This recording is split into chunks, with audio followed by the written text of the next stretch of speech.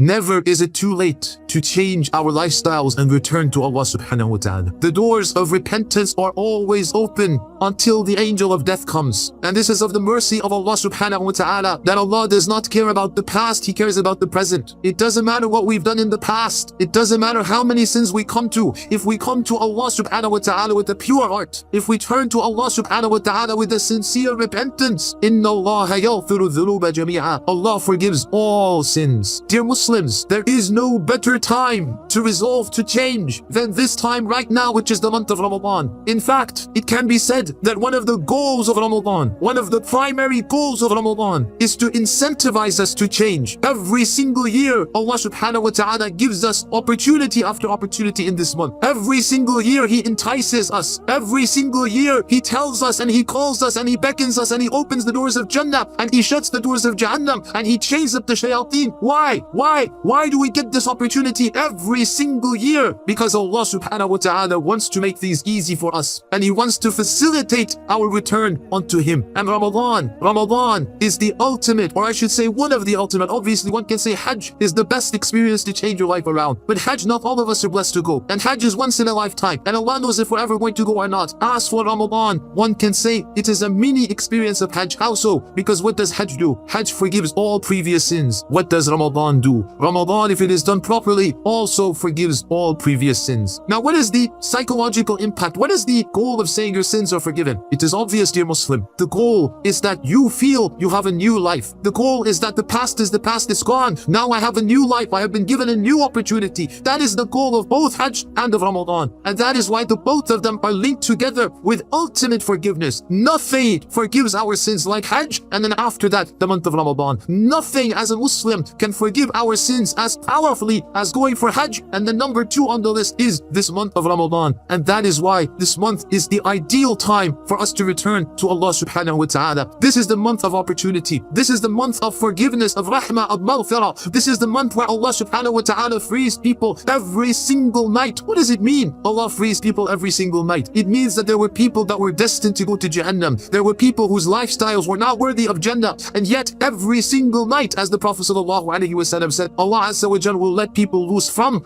being decreed for Jahannam, which means they change their lifestyles, which means they're not worthy of Jannah. Don't we want to be of those who are freed? Don't we want to be of that batch that we're going to Jannah? So the way to do that is to take advantage of this month. The way to do that is to resolve to have a new relationship with our Creator. This is the month, dear Muslims, that allows us to reconnect with Allah subhanahu wa ta'ala. Daily we are fasting, nightly we are praying, we are engrossed in the Quran. We see the beauty of this ummah. This is the month that allows us to reconnect with the recitation of the book of Allah subhanahu wa ta'ala. We hear its recitation, we ourselves recite it, and we understand how powerful this book is. We understand that this is the spiritual food of our soul. This is the thing that connects us with our Creator. The month of Ramadan is the month of the Quran. The month of Ramadan as well allows us to appreciate the infinite blessings of Allah subhanahu wa ta'ala upon us. We take so many things for granted, and when we voluntarily stop eating and drinking, we appreciate the blessings that Allah subhanahu wa ta'ala has given us. So this is the month to appreciate the ni'am, the blessings of Allah subhanahu wa ta'ala. This is the month, dear Muslims, this is the month that proves to every single one of us that if we want to, we can be better people. If we want to, if we put in the effort, if we put in the exertion, then inshallah ta'ala we can rise in our ranks. This is the month that Allah gifted us to show us that yes, we can. Yes, we can be better. Yes, we can give up certain sins. Yes, we can pray better. Yes, we can reconnect with the Quran. And the Lord of Ramadan is the Lord of Shawwal. Allah subhanahu wa ta'ala is the Lord. He is the Lord of this month. He is the Lord of the next month. If we can be good in this month, and yes, Allah facilitates the good of this month, but He's doing so to show us we can be good next month as well. This is the month that shows us that inshallah ta'ala, with the hawl and the quwwah of Allah, we can be better people if we choose to do so. And Allah is gifting us this month to show us we can do it for the rest of the months. This month, dear Muslims, this month, it shows us that we all have an opportunity to begin on a clean slate. And that is why in this month, our Prophet sallallahu alaihi wasallam told us 3 opportunities to forgive all of our past sins. Whoever fasts imaan and wahtisaban, all of his previous sins will be forgiven. Iman means he's fasting because he knows he must fast. He's fasting for the sake of Allah. He's not fasting for culture. He's not fasting for society. He's fasting because he knows it is obligatory. Ihtisab means he's expecting Allah to reward him. He wants something in return from Allah subhanahu wa ta'ala. It's a sign of Iman. Oh Allah, I'm doing this for you. So whoever fasts with Iman and expecting Allah's reward, all of his previous sins will be forgiven. Whoever prays every single night with Iman and expecting expecting Allah's reward, all of his previous sins will be forgiven. And whoever prays on Laylatul Qadr with iman and expecting Allah's reward, all of his previous sins will be forgiven. We are given 3 opportunities in this month, and all of them are doable. All of them are within our grasp, and inshallah ta'ala, every one of us in this audience is attempting to do that. We are all fasting today. All of us should pray a little bit extra at night. If you can come to the Taraweeh, excellent. If not, do something at home, but do it regularly. Do it every single night, and put in the effort so that you have a second opportunity to have all of your sins forgiven. And then, in the last 10 nights of this month, and especially in the odd nights, put in an extra effort that you didn't do in the first 20. Show Allah Azza wa Jal that you appreciate the blessing of Laylatul Qadr. Try your best to spend, if not the whole night, if you can't do the whole night, at least half the night or 1/3 of the night in dua, in tahajjud. And if you do these 3 things, inshallah ta'ala, you have Allah's guarantee, inshallah, that your sins are forgiven. So this is the month to begin with a clean slate. This is the month that we come back to Allah subhanahu wa ta'ala and we're given a new life, a new opportunity.